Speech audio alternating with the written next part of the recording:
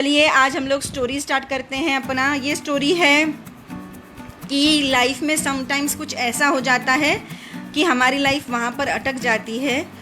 तो ये स्टोरी से आपको ये मोटिवेशन मिलेगा कि आपकी लाइफ में कुछ ऐसा इंसिडेंट हो गया है या कुछ ऐसा हो चुका है तो आपको रुकना नहीं है, मूव ऑन करना है, बाउंस बैक करना है। So this is story about move on. तो चलिए आज की स्टोरी स्टार्ट करते हैं। एक परम नाम का एक लड़का था जो पढ़ाई में बहुत ही होशियार था, यानी वो फर्स्ट स्टैंडर्ड से लेके 10th स्टैंडर्ड तक अपने स्कूल में ऑलवेज़ फर्स्ट आता था और उसके स्कूल की बोर्ड पर भी उसका नाम था और हर एक्टिविटी में वो पार्ट लेता था और हर एक्टिविटी में वो अच्छा था, यानी ऑलराउंडर जिसको बोल सकते हैं वैसा था। उसके फैमिली वालों को, उसके बिल्डिंग वालों को, उसके परिवार वालों को सबको उस पर नाज था। तो इस लड़के ने 10th के बाद जब कॉलेज ज्वाइन किया तो कॉलेज ज्वाइन करने के बाद उसकी जो फ्रेंड सर्कल थे वो अच्छे नहीं थे, यानी उसका जो ग्रुप था वो उसको अच्छा नहीं मिला और फ्रेंड सर्कल अच्छे न होने के कारण वो गलत रास्ते पर चला गया। यानी क्या हुआ कि बहुत कॉलेज बंक करने लगा, मूवी देखने जाते थे या फिर स्टडी में उसका ध्यान नहीं था, अपने फ्रेंड्स के साथ घूमने फिरने में उसका ध्यान डाइवर्ट हो चुका था। यहाँ पर मम्मी पापा को भी घर पे कुछ भनक हुई तो उन्होंने भी उसको समझाने की बहुत कोशिश की कि बेटा आप अच्छे ग्रेड के स्टूडेंट हो, आप अपनी पढ़ाई पर अच्छे से ध्यान दो तो आगे जाके आप अच्छे डॉक्टर बन पाओगे। यानी उनका ड्रीम था कि वो डॉक्टर बने या इंजीनियर बने। तो उनके मम्मी पापा ने भी उनको समझाने की बहुत कोशिश की, लेकिन कॉलेज लाइफ थी, कॉलेज लाइफ का कलर उसके ऊपर चढ़ चुका था तो उसको ऐसा लग रहा था कि नहीं, मम्मी पापा ऐसे ही बोल रहे हैं, मैं अब तक फ़र्स्ट आया हूँ तो मैं आगे भी फ़र्स्ट ही आऊँगा, मैं अपना बेस्ट कर लूँगा। लेकिन वो इतना फ्रेंड्स के साथ एक्टिविटी में डाइवर्ट हो चुका था कि अभी उसको पढ़ाई करने का दिल नहीं होता था और उसका रिज़ल्ट ये आया कि वो बच्चा 11th स्टैंडर्ड में एक सब्जेक्ट में फ़ेल हो गया।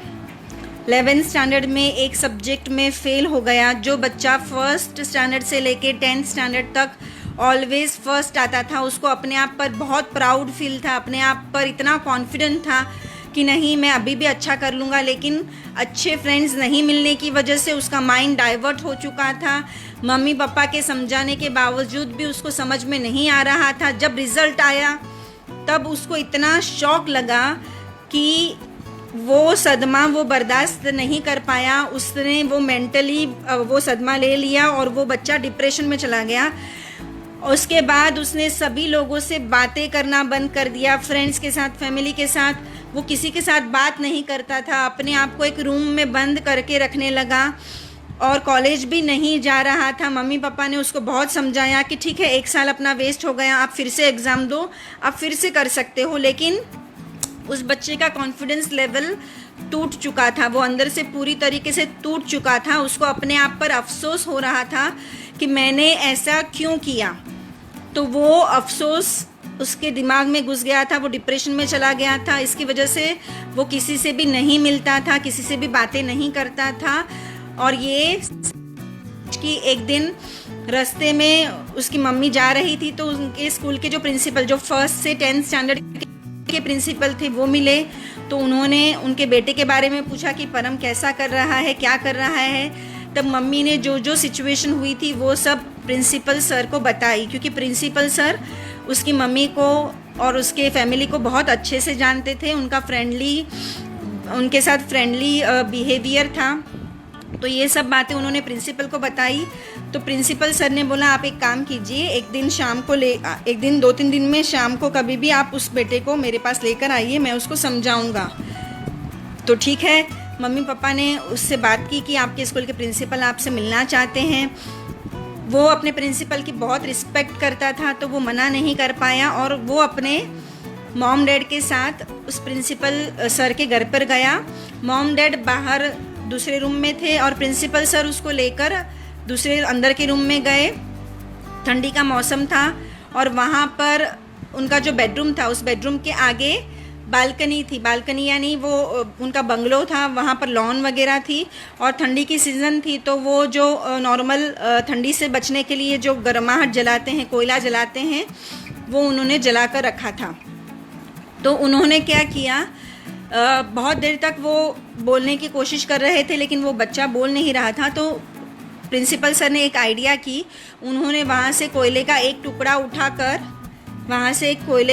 उठाकर अपनी बालकनी जहाँ पर वो ग्रास था वहाँ पर फेंक दिया। तो कुछ देर बाद वो जो परम था वो बोला कि सर आपने गलत किया, कोयले को वहाँ मिट्टी में यानी ग्रास में फेंक के कुछ फ़ायदा नहीं हुआ, वो थोड़ी देर जलने के बाद बुझ जाएगा। तो सर ने उस एग्ज़ाम्पल से वही बोला कि डेफिनेटली बेटा परम, मैं आपको यही समझाना चाहता हूँ कि आपकी लाइफ भी कोयले जैसी थी। फर्स्ट से लेकर 10th तक आप अच्छे मार्क्स लाते थे, अच्छा करते थे, लेकिन कुछ देर के लिए बुरी संगत होने के वजह से आप मिट्टी में चले गए थे। अब मिट्टी में से फिर से उठाकर मैं इस कोयले को अगर बाकी के कोयलों के साथ रख दूंगा तो फिर से वो जलने लगेगा, फिर से वो आग पकड़ लेगा, फिर से वो अपना बेस्ट देगा।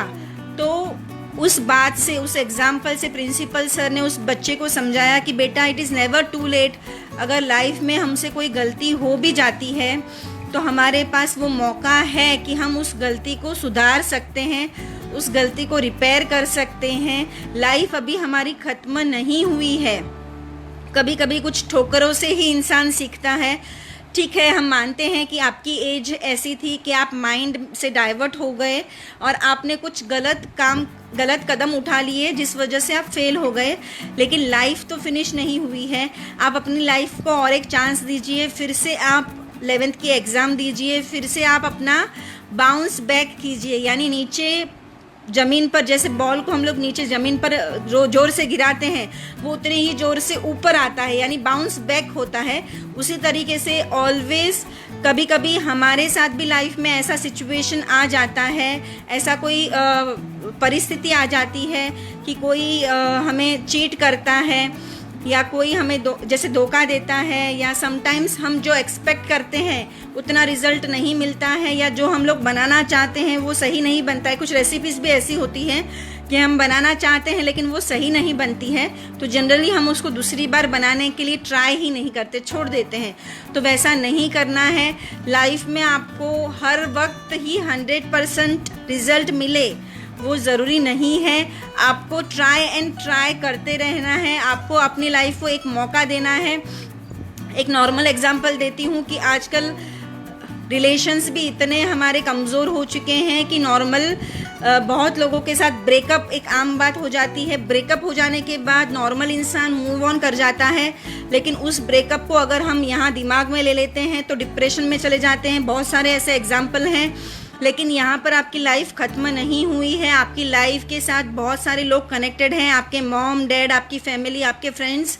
आपको उन सब के लिए सोचना है और उस ब्रेकअप में से बाहर आना है, फिर से लाइफ को एक चांस देना है, फिर से आप अपना बेस्ट वर्जन दे सकते हो। और जिन्होंने आपको चीट किया है या जिन्होंने आपके साथ बुरा बर्ताव किया है उन सबको आप एक पंच दे के उसका बेस्ट वर्जन, अपना ही बेस्ट वर्जन बन के बता सकते हो। इस इंस्पिरेशनल स्टोरी से मैं आपको समझाना चाहती हूँ कि कभी कभी कोई काम हम जैसा सोचते हैं वैसा नहीं होता है, तो हिम्मत नहीं हारनी है।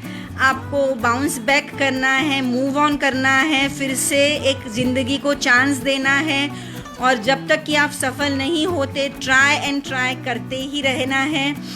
So thank you so much all of you for watching.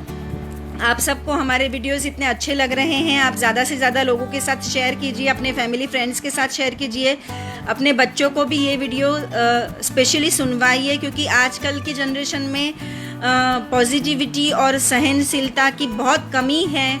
तो मैं चाहती हूँ कि ये सारे वीडियोस आप अपने बच्चों को, किड्स को ज़रूर से सुनाइए, उनको समझाइए और उनके साथ इस बात पर डिस्कशन भी कीजिए कि लाइफ में कभी किसी एक चीज़ में असफलता मिलती है तो वहाँ हमारी लाइफ स्टॉप नहीं हो जाती है। हमको फिर से ट्राई करना ही चाहिए। कभी भी हिम्मत नहीं हारनी चाहिए। हम लोग लोगों को जो ज़िंदगी मिली है वो कितनों लोगों की एक ख्वाहिश होती है। हमसे 80% लोग डाउन हैं, यानी हमसे कम है, उनके पास हमारे जितना भी नहीं है। 80% लोग हमारी लाइफ जीना चाहते हैं और हम समटाइम्स किसी निराशा की वजह से, किसी प्रॉब्लम की वजह से इसी ज़िंदगी को ख़त्म करने की सोचते हैं। ऐसा नहीं करना है।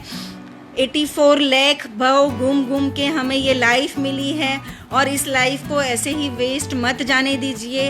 आप खुद के लिए तो जिए, लेकिन दूसरों के लिए भी कुछ अच्छा करने का कोशिश कीजिए। दूसरों की लाइफ में भी प्रकाश लाने का कोशिश कीजिए। भले आपके पास ज़्यादा पैसा नहीं है, आप किसी को पैसा दे नहीं सकते हो ज़्यादा, लेकिन आपके पास बहुत ऐसी चीज़ें हैं, आपके पास बहुत ऐसा नॉलेज है जो आप किसी के साथ शेयर कर सकते हो और वो नॉलेज उस इंसान की ज़िंदगी को बदल सकता है। तो प्लीज़ आप कोशिश करते रहें। ऐसा मत सोचिए कि कैसा होगा, बुरा होगा या अच्छा होगा, कोई इस पर हंसेगा, कोई इस पर क्या कमेंट करेगा, नहीं सोचना है आपको। जो होगा वो देखा जाएगा और आपको अपनी लाइफ में इस तरीके से कुछ नया स्टार्टअप करना है, आगे बढ़ना है। अगर आप सबको भी लाइफ में कुछ नया करना है, लेडीज़ को घर बैठे कुछ सीखना है, तो मैं यानी वनीता हरिया मुंबई सेंट्रल तारदेव से आप सबको गाइडेंस देने का प्रॉमिस करती हूँ। हमारे 200 से ज़्यादा cooking, baking and cosmetic making के क्लासेस हैं जो सीख के आप घर पर बैठ के ही अपने बच्चों का, अपने फैमिली का ध्यान रख कर ही आगे बढ़ सकते हो, एक नया लेवल अचीव कर सकते हो, एक बिजनेस वूमन बन सकते हो। तो होप कि आप सबको ये वीडियो पसंद आएगा। आप ज़्यादा से ज़्यादा शेयर कीजिए और आपको जो भी सवाल पूछने हैं व्हाट्सएप पर कमेंट कीजिए, मैं आप सबको रिप्लाई करूँगी। आप अपना ध्यान रखें, अपने परिवार वालों का ध्यान रखिए, खुश रहिए और लोगों को भी खुशी दीजिए। Thank you so much all of you for watching.